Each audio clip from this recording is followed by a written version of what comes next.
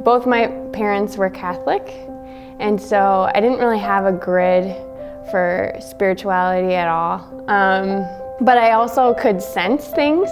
Like I knew as a very young girl that I'd go into a room and I would feel things. Like in antique stores actually I would not want to go there because I would feel a lot of different things. And so I was just like, I knew that there was a world that you can't really see or touch or smell, but it was out there, and I didn't understand why.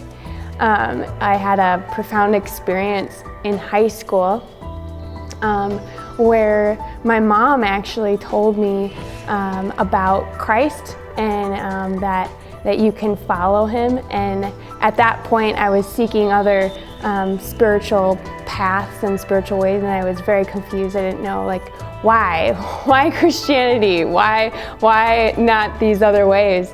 But I actually wrestled with that for about three nights. We were pretty sleepless, and I was tossing and turning. I'm like, okay, so why are all these other ways the wrong way, and why is this the right way?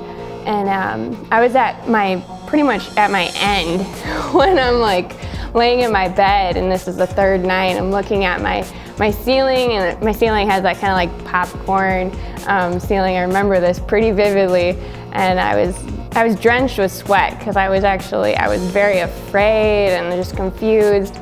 But while I was on that third night looking up at my ceiling, I said, okay, I'll check this Christianity thing out. And I said that in my mind. I didn't even say it out loud, but what happened was the presence of God came over me and over the room in such a tangible way where I could feel a presence of peace and light and hope. All the fear just lifted from me, and I just knew that this is the only way to go, following God. And so that was the beginning for me in having a relationship with God through Jesus Christ.